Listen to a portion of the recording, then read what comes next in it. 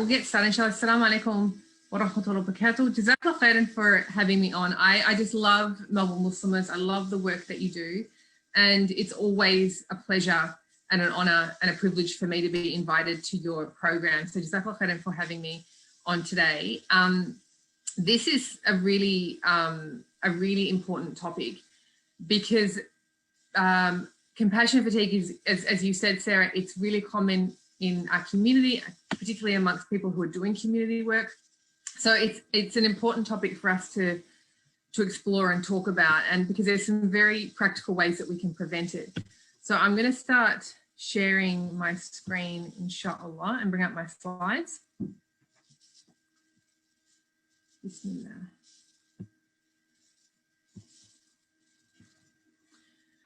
Okay, so I'm going to start by just talking about what exactly is compassion and empathy, because in order for us to talk about how to prevent compassion fatigue, it's first really important that we're on the same page of what we're talking about when we're referring to compassion. So just a quick definition or explanation on what exactly compassion is and how it differs from empathy and sympathy.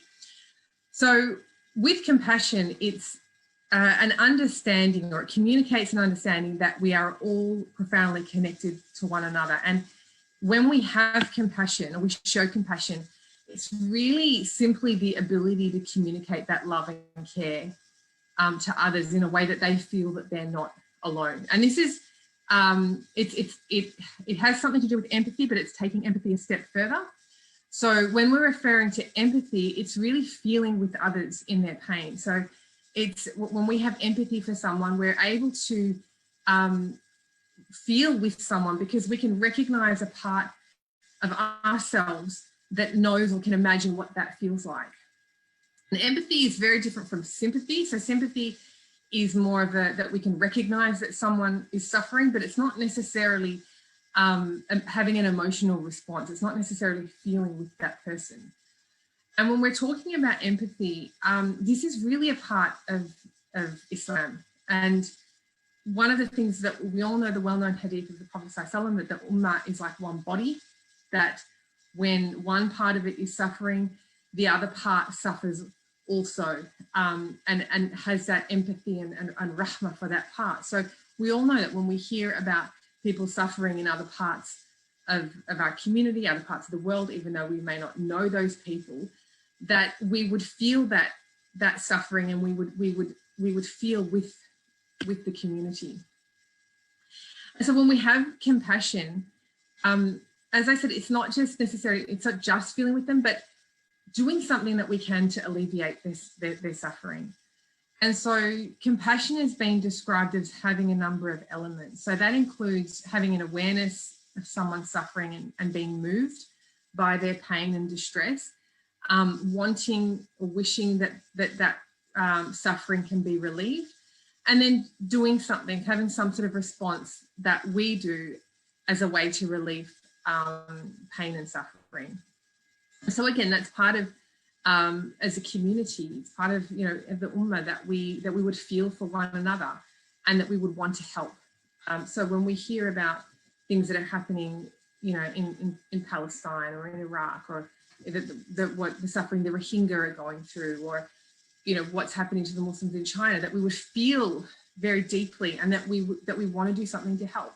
And that includes also people around us and in our community, that when we hear suffering, that it moves us and that we want to do something to help. So it's a positive thing.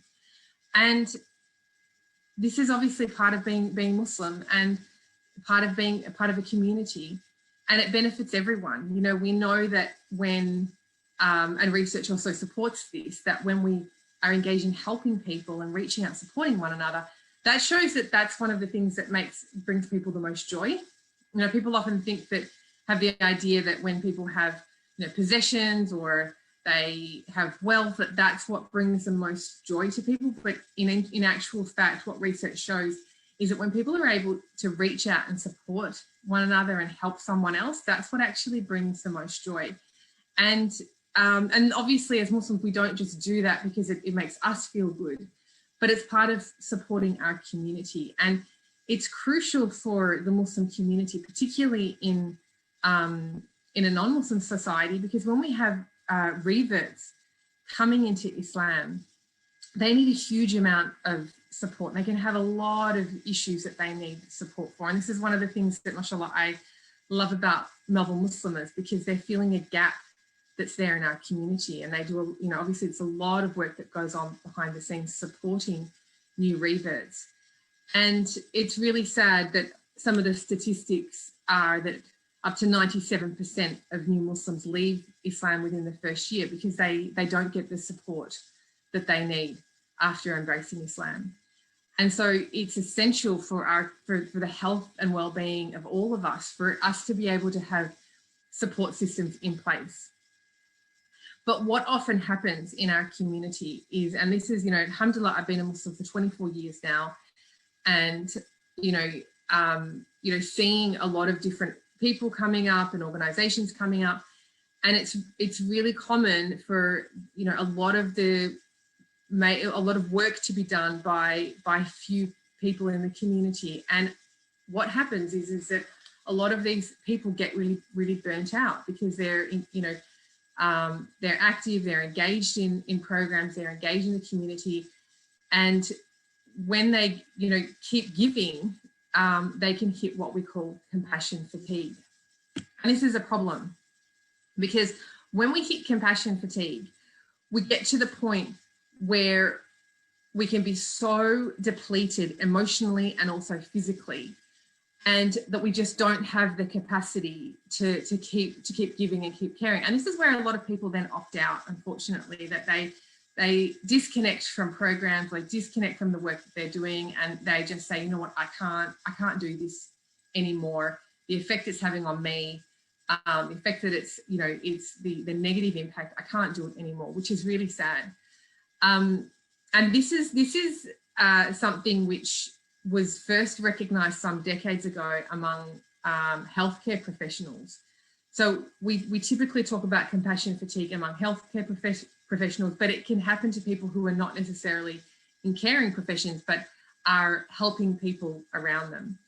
Now, with caring professionals, what was first recognised among caring professionals is that they're often exposed to really horrific trauma through the people that they're supporting, by hearing or seeing really terrible trauma. And what they found is that when professionals are engaged in this type of work and they don't have appropriate self-care or appropriate boundaries, over time they would start to feel really overwhelmed. They actually start to lack feeling, empathy for others. They start to want to withdraw. And what the research actually shows, that even some of the most skilled and experienced caring professionals can be affected by compassion fatigue. So some of the symptoms to be aware of if we're at risk of compassion fatigue is feeling really burdened by the suffering of other people, so feeling really overwhelmed, starting to blame people for their suffering. So that could look like, saying, what are they doing? They're not helping themselves, they're not changing, they're not making an effort to make their lives better. Isolating oneself, and we see this when people get burnt out in the community. They tend to, I've seen people, withdrawing from engaging or working in the community, not feeling pleasure or joy, bottling up emotions, having sleeping problems or nightmares, not having poor self-care. And if they are at work, having complaints about their work or their attitude to work. And ironically, one of the things is denial of experiencing loss of compassion. So when people are going through compassion fatigue, often they're not actually realizing that that's what they're going through. And this is really problematic, because if a person doesn't actually realize that they're going through compassion fatigue, they're not aware of how burnt out they are, and that actually prevents them from seeking help. And what we know about compassion fatigue is it doesn't just affect the work that a person is doing or the support that they're giving to others, it affects all areas of their life. So they generally feel really burnt out in all areas of their life. And, sometimes, unfortunately, in some of my private practice, that I sometimes see this, where people have gotten to the point where they've worked for years and done some really amazing, projects, and they get to the point where they're angry, resentful, they feel flat, they can also feel guilty, and it's hard for them to recognise that they've actually got to the point where their compassion tank has run dry, that they've given so much that they just don't have anything left to give. Now, one of the things that I find really concerning is that we see compassion fatigue not just among professionals now, we actually see compassion fatigue among the general population. And obviously now with technology, we've all got smartphones, we're all connected to various, social media platforms, we're, connected to 24/7 news. We now get news now as it's unfolding, not even a few hours after. We often get news as it's happening. And and examples of that are like the Christchurch attack, where horrifically that attack was being live streamed as it was unfolding, and then people were seeing videos being passed around within, very shortly after that attack happened, and we're seeing, the attack through the GoPro of that terrorist, and people were seeing the horrific, that horrific attack as it unfolded, and the murder of innocent people on that day. And so what happens is when we're being, saturated by these sorts of images, people, the general population, start to feel compassion fatigue. They start to feel burnt out. They start to feel overwhelmed because we're being flooded by these images. It starts to affect us on an emotional level. And some of the research that I find really concerning that they've done is that some research is showing that the compassion in the general population is up to 50% lower than research shows than it was 50 years ago. And I find this really worrying, because as a society, we are already often, disconnected. Society shows that we are, ironically, even though we're more connected than ever through technology, we're more socially disconnected than ever, and even more so now that we're under, lockdown restrictions. And so we actually need more compassion in our society, in our community. We actually really need to be able to be connected and reach out for one another. And this is how we remain strong in our deen. This is how we pull each other up. It's how we keep our community, like the Prophet ﷺ said, is like, bricks in a wall, that we're strong and united is through this compassion, that we're there for one another. So what we need to understand is, how do we get exposed to all of these horrific things that are happening around us and still be able to give, and not be able to, not get to the point where we just say, what, I don't want to have anything to do with, helping anyone or supporting anyone. I just want to check out. We don't want to get to that point. So one of the things that I want to be is, I'm going to give some really key take-home messages from this talk today. And one of them that I really want to get across is that compassion is a renewable resource. So it's something that once we know how to keep, renewing our capacity to have compassion, it's actually unlimited. It's not like we've got a certain compassion tank, and that once we're working in the community or supporting others for 5 years or 10 years, that's it, we're dry.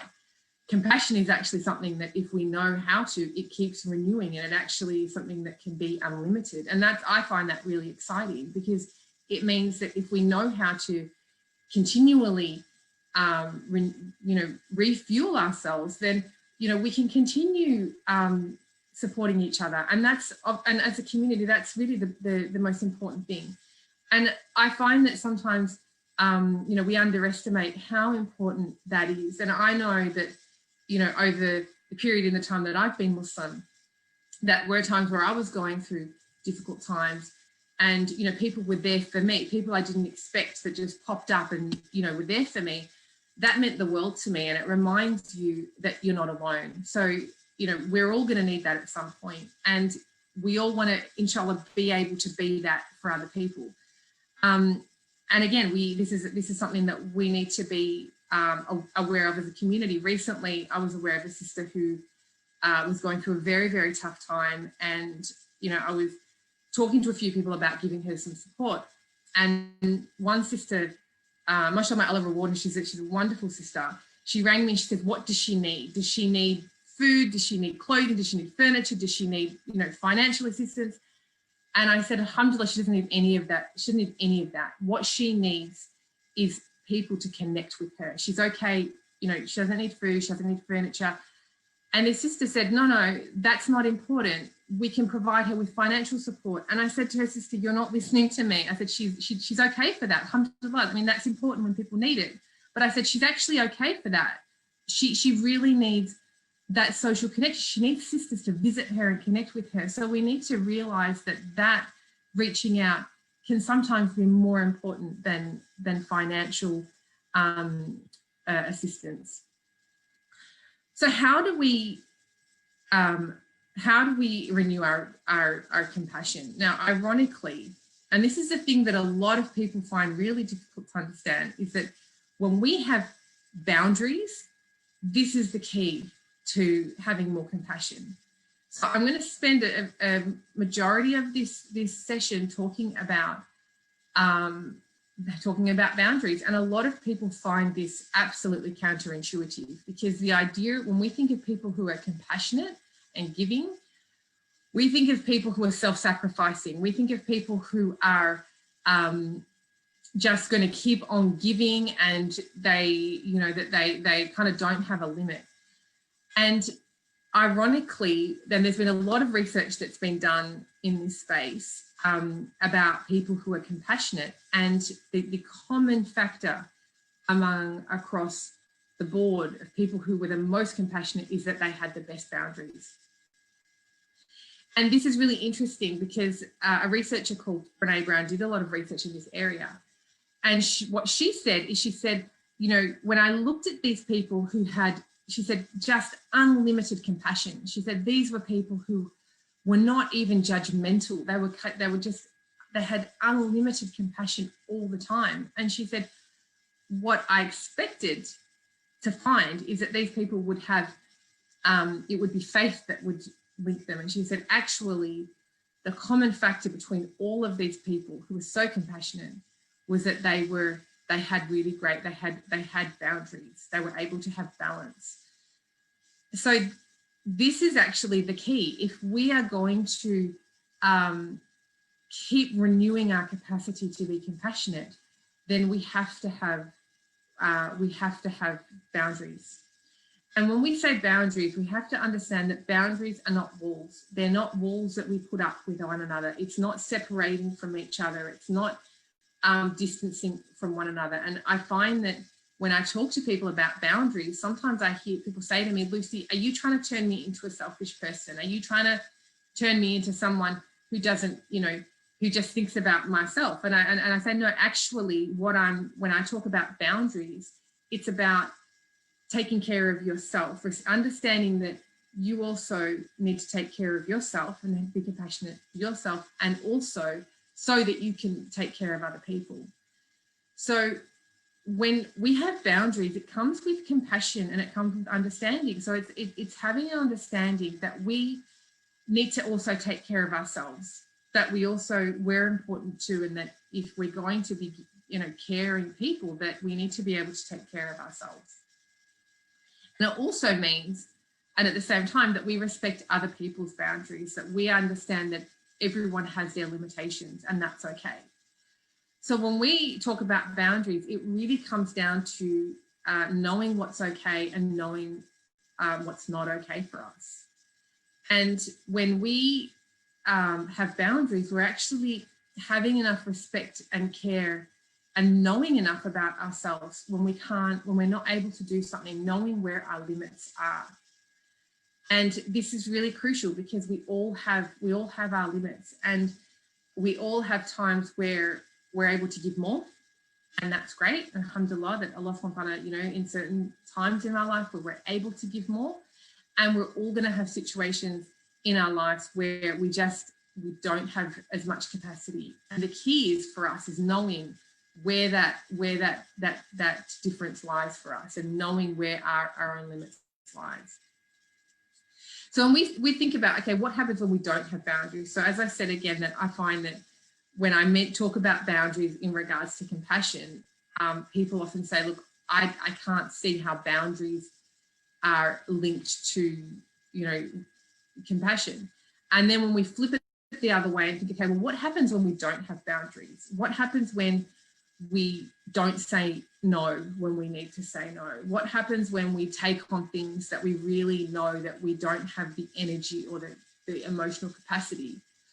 We start to become really resentful, and we start to build up anger internally, and we start to resent the people that are asking us to do things. And when we're feeling really tired and really overwhelmed, and then we take on more responsibilities, that's when we start getting really, really resentful. And we're not doing it from a place of love and care anymore. We're doing it out of feeling obligated, feeling like we don't have a choice. And this is where we hit the danger point, because when we start taking on things and we're feeling resentful and we're feeling angry, we're on that road to compassion fatigue.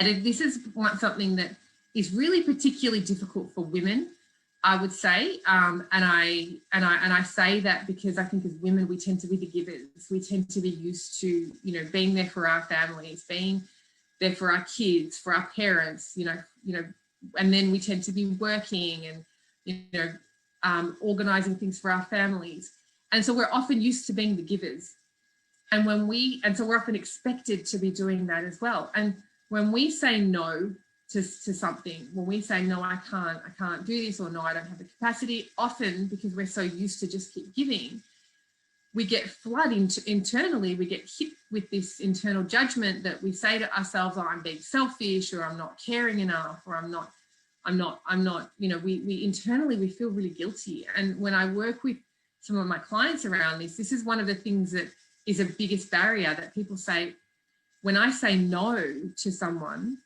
when I say I can't do something, I feel really guilty. And so often we find that saying yes is the easiest way out. And we so often say yes when what we really want to say is no. So often when people ask us for something or want us to do something, and we're thinking, oh my gosh, I'm so exhausted, I'm so tired. And so often what do we find ourselves doing is we say, yes, I'll do that. Yes, I'll take that on. And then we push ourselves through. And then what happens over time is we run ourselves dry. So we keep saying yes, and we don't take the time to take care of ourselves, or we don't set that limit. And then unfortunately, we set up an expectation. So then we set up this expectation that if people ask us something, that we're always going to say yes. And again, this is where we are, when we're doing this, we are well on the track to compassion fatigue. This is when we are on the track where we are going to get to the point where we say, you know what, I'm done.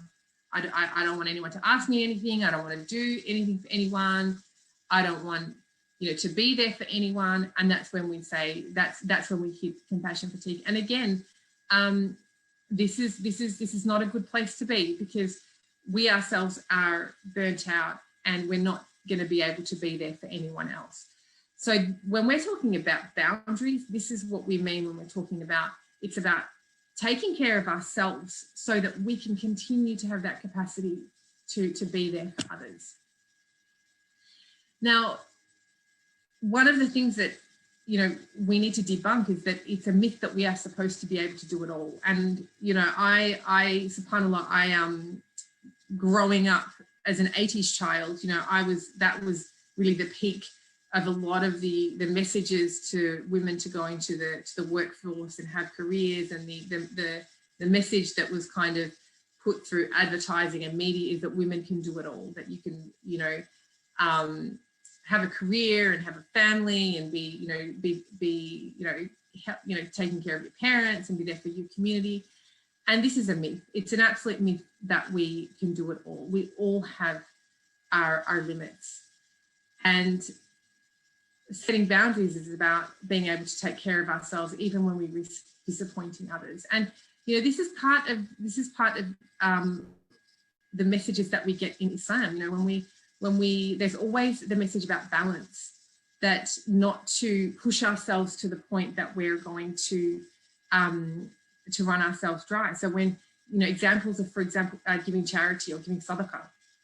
We're not supposed to be giving sadaqah to the point that we leave ourselves with nothing. We have the hadith of the Prophet ﷺ, where a man came to him and, gave him all of his wealth. And he said, this is all I had. And the Prophet ﷺ threw it back at him. And he said, don't give sadaqah and then leave your family in want. So there's a balance. It's looking at when we're giving charity, okay, what can I give? What can I spare that I can give to others? But making sure that, we also have enough to support, support the needs of me and my family. Or with prayer, the Prophet ﷺ said, I pray and I sleep. He spoke against people who were coming to him and saying, we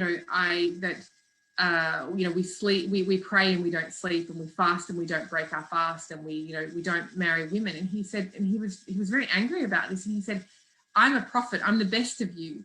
And I fast and I break my fast. I pray and I sleep and I marry women. So again, the deen is about balance. It's not about, it's not about devoting ourselves to a particular practice or going to extremes so that we then exhaust ourselves. So we have these messages in our deen. And when we do that, when we're kind and compassionate to ourselves and we take care of ourselves, this is what renews us. So in order to be there for others, we have to take care of ourselves. And it's the same thing with everything else. In order to be able to get up and pray, we need to sleep. In order to have times when we fast, we need to have times when we're not fasting. So in order for us to engage in worship, we have to rejuvenate ourselves. And it's exactly the same when we're talking about compassion and caregiving. If we're going to give to others, it's that we have to be able to take care of ourselves and make sure we have something in our tank. And a really, a common example that's given when we talk about, renewing ourselves is that we can't pour from an empty jug. So if the jug's empty, you're not going to get anything from that. And it's the same for ourselves. If there's nothing in our tank, this is what we're going to burn out. So when we have ways to take care of ourselves, we keep renewing our capacity to give compassion, but we also recognize where our limits are. We recognize where we say, you know what, this is what I can do, and this is where my limits lie. So some of the things that I think are helpful to think about when we're caregiving, when we're helping other people. And one of the things is to remind ourselves, when we say yes to something, we're saying no to something else.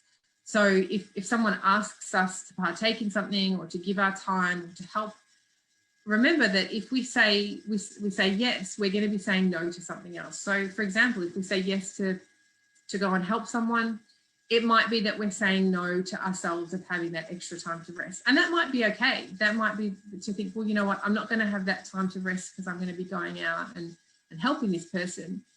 But I'll be able to do that later. But if we're constantly saying yes all the time, then what that means is that we're saying no to ourselves, or we're saying no to time with our family, or we're saying no to other areas of our lives. One of the things that I learned to do over the years that I found to be really helpful when thinking about, because I've always, subhanAllah, I've been in that position where I've always been a yes person, that someone asks me for a favor or they ask me for help, that I will always say yes, that I learned to actually stop and buy some time. So I stop myself now and I say to people, I'll get back to you. So if someone asks me to be involved in a program or involved in something, rather than just saying yes straight away, I say, look, let me get back to you. And that gives me some time to think, can I take this on? Do I have enough capacity? Do I have enough energy? And then I can really assess if I'm able to. And because when I say yes to something, obviously I don't want it to be doing it because I feel I have to and feeling resentful. I want to be able to give, genuinely give from myself. And so one of the things that we can do is be practicing statements that are definitively a no. So it's really important that we're not giving wishy-washy statements, to people when we're setting boundaries, that we don't say, oh, I don't know, I don't think so. That we actually, when we've decided to say no, that we actually practice saying no. And as we said, that often as women, that we can struggle to set this boundary and say no to someone. So saying, really clearly, no, I can't take that on, or no, I can't, my plate's full right now. No, I can't take on that commitment at the moment. And it gets easier over time. And one of the things that I learned to do when I was, being asked to do lots of things and I was feeling, really bad, that I learned to say to people, I simply can't take that on because I won't be able to give it justice, and I don't want to disappoint people. I don't want to be letting people down. So I'm going to have to say no at this point in time, because I know I don't have the capacity to do it. And usually people will respect that. People will respect the fact when we reinforce those boundaries. One of the things that that I liked about a researcher called Brené Brown, who's done a lot of work in this space, looking at compassion. She said she reminds herself to choose discomfort over resentment. So what she means by this is that it's uncomfortable for us when we need to say no to someone at that, or say no to a request, and it's uncomfortable in that moment.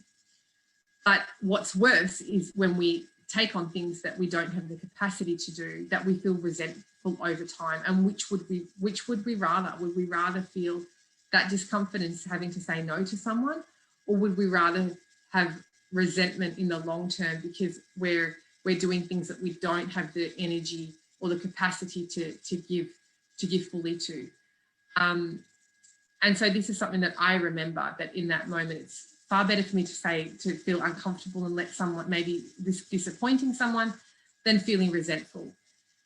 And again, it's a part of Islam that we know our limits, and we all have different capacities, mashallah, and everyone has capacities in different areas. I know some people, mashallah, who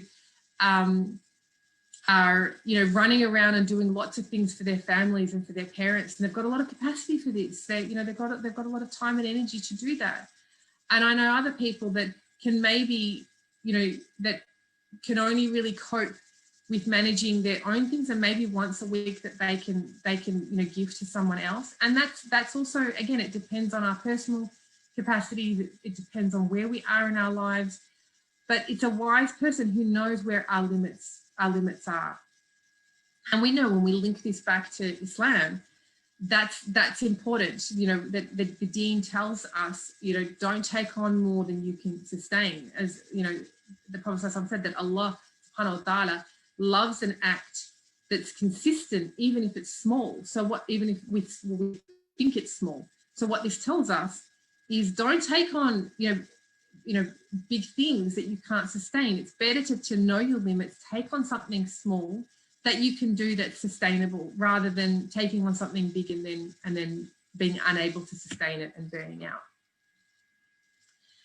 Now, in terms of professional settings, I'm going to talk a little bit about boundaries in professional settings. Now, when we're working in professional boundaries, there's an extra level in professional settings of having professional boundaries, and a lot of organisations and a lot of professions have certain boundaries in place. And these are really important when we're working in a professional context, because it protects both the professionals and it protects the clients as well. So when we're talking about the professionals, it's ensuring that they're not taking on more than they should. Now, for a lot of people who work in helping professions and caregiving professions, that they're in that profession because they usually want to help people and they want it to reach out.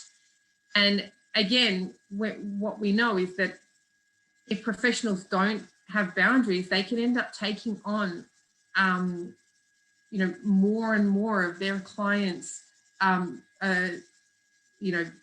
issues or difficulties, or doing more than they should. And this actually, again, risks burnout for the professional. But the other side of things is that, and that's why it's really important when professionals stick to these boundaries. And what we see when professionals blur those boundaries, and sometimes we see examples of this in the media, when professionals blur those boundaries, it actually can have really detrimental effects. And it's also really important because boundaries protect not only the professionals, but it also protects the client as well, or the person who's receiving that service. Because clients also feel very safe when they know where they stand with professionals, when they know this is a professional relationship. And I know that this is where the limits are, that it's not going to go beyond this professional setting. And it's interesting because when I, was working for quite a number of years in trauma settings with people who had undergone years of really awful abuse from lots of different people in their lives, that they would say to me, that when they're engaging with mental health care professionals, that those were people that they felt really safe with, because they said, we know that there's that professional boundary that's there. And as we see when professionals go beyond that, we see the devastating effects that has. And we've seen, I'm sure we've all seen examples in the media where politicians or teachers or doctors have ended up having personal relationships with their clients, that it actually has a very detrimental effect. And they're examples of people that slowly, that hasn't happened overnight, that slowly they've blurred those boundaries, and that's what then it's resulted in a relationship that's not helpful for that client. And so part of also when we're looking at professionals is that recognizing that the professional is there to fulfill a particular role. So if we're looking at, counsellors or social workers, they're there to fulfill a particular role for that person.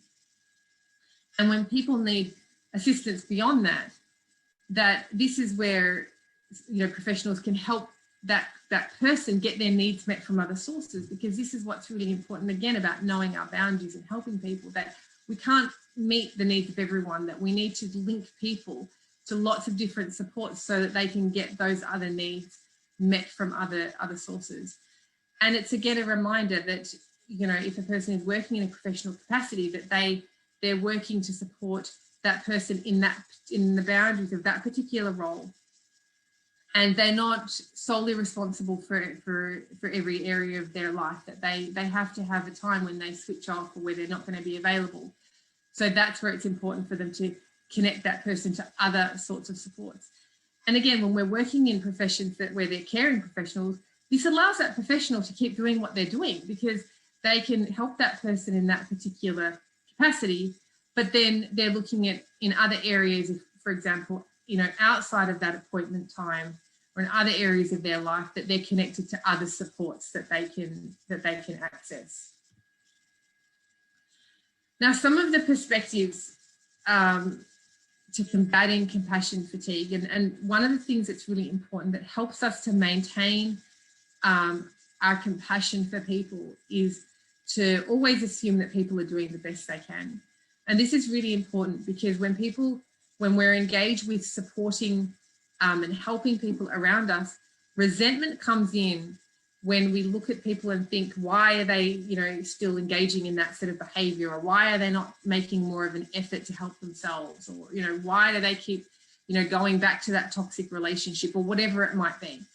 And one of the things that really helps us to keep us able to, again, refueling our capacity to be compassionate, is to be recognizing people are, assuming that people are doing the best that they know how at that particular time. And this helps us to not get resentful and frustrated. And when we think of ourselves at certain points in our lives, when we ourselves might have been, engaging in behaviours or things that other people might not have seen as helpful, we can often reflect and think, well, at that particular time in my life, with where I was at and what I knew, and my own, resources that I had, I was doing the best that I knew how at this point. And so this helps us to step away from judging people.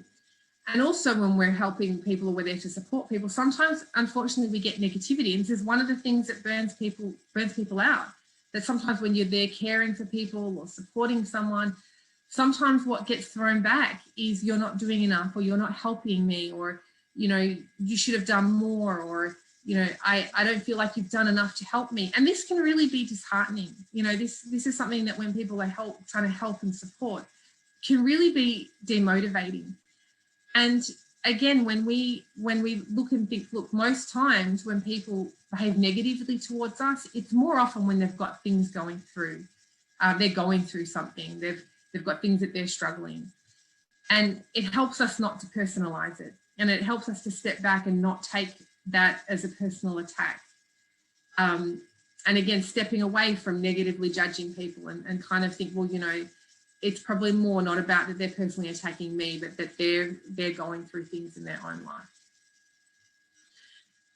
And again, that when we're looking at ensuring that we can keep refueling our compassion tank is being clear about what's okay for us and what's not. And what that means is that if we're working and supporting others, we need to have a point where we say, you know what, at this point, you know, I need to check out. So it might be, you know, if we're volunteering or working 5 p.m, I need to check out. That's the time I need to clock off. Or, you know, I can't be available on weekends. I can only, you know, be available during working hours, and knowing that for us, that's where my limit is.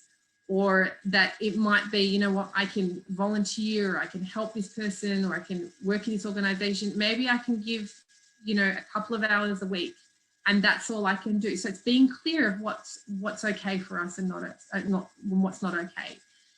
And this is about respecting our own needs. But it's also about respecting other people as well. So it's also recognizing that other people are not necessarily going to be available all the time, that we have that awareness that, you know, just as we need to have boundaries for ourselves, so do other people. And this is also part of, you know, it's part of Islam. One of the things that Allah subhanahu wa ta'ala says in the Quran, that when you go to someone's home, that you're to knock no more than 3 times, and if they don't answer, that you need to go away, that you don't keep banging there and insisting that that person answers the door. And why is this mentioned in the Quran? Why is it this point so important that Allah subhanahu wa ta'ala mentioned this in the Quran? And this is because it's making clear that there has to be boundaries for all of us. That at that point, you know, to go to someone's house, if you knock on the door and they don't answer, even if you know they're home, they don't have to answer. They could have things going on. Maybe they're not up to seeing people. Maybe they've got, you know, things that they're dealing with. And it's part of Islam to respect that. So it's the same thing with, so what that's a God-given right for us to be able to, not to be available 24/7 to people.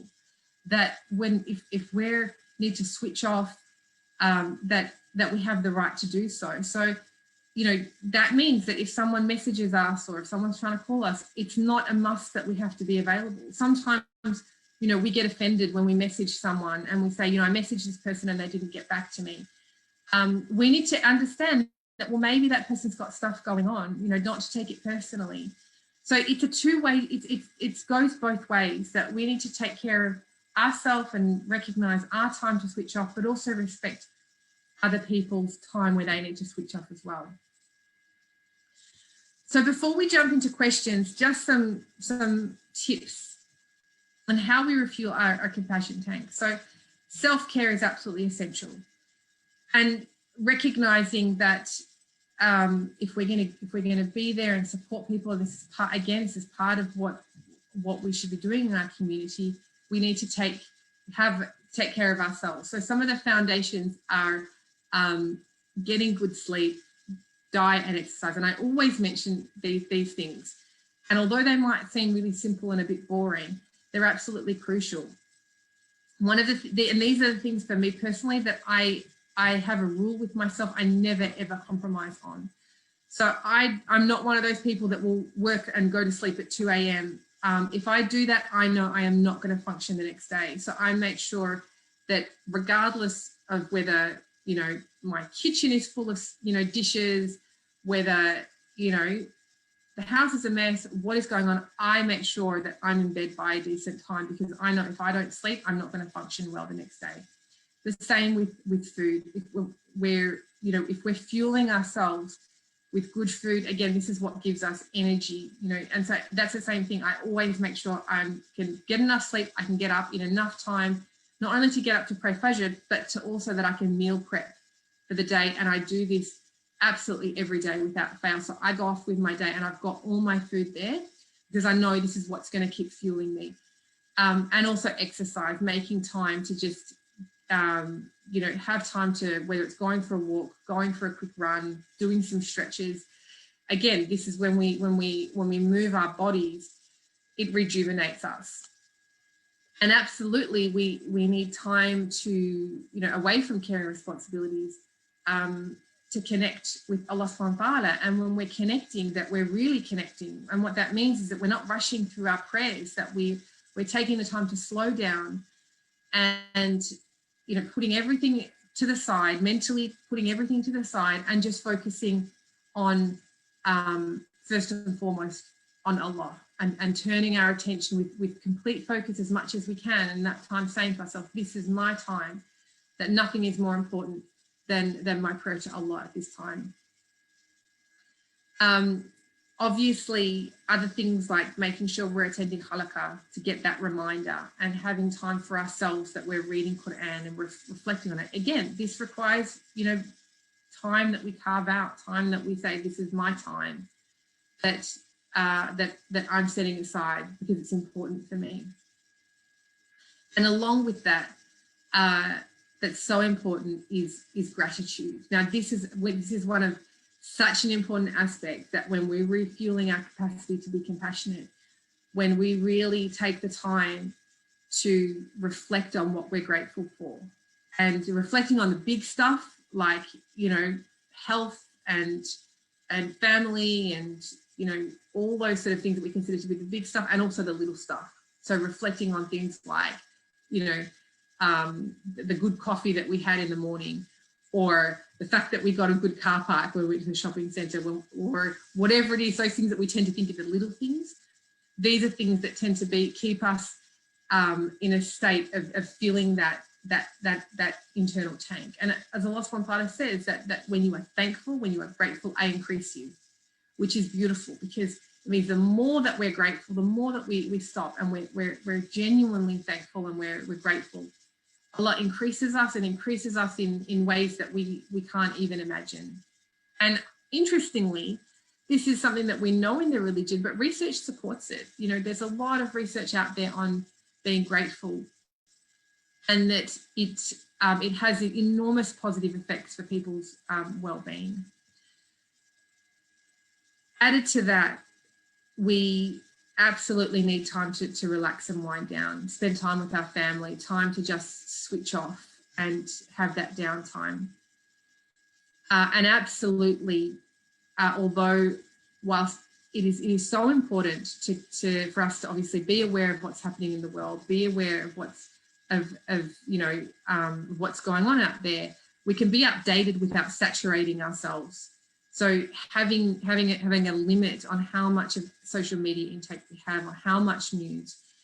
And remember that it's not actually helping to be saturating ourselves with things with the trauma that's going on in the world. We can still be remembering people that are suffering and making dua for them, asking Allah to relieve their suffering. That's part of having compassion. It's part of us giving something and not minimizing that, but at the same time, realizing that we all have our limits and how much we can expose ourselves to in terms of the 24-hour media intake. And that's something that when we're thinking about what we can do, not minimizing the fact that if we don't have the capacity to be out there doing a lot of community work or doing a lot of support work, remembering that just making dua for someone, praying for someone is part of being compassionate. It's part of doing something, and we should never minimize that, because we don't know if we take that time when we're knowing that someone is suffering or hearing about people going through distressing times, that taking that time to stop and just sincerely pray for them, that's part of giving. And we should never ever minimize that, because we don't know the effect that prayer, that answered prayer might have on people who are going through distress. Jazakallah khairan for having the patience. I'm sorry that I took a lot of time talking on this topic. It's something I'm really passionate about.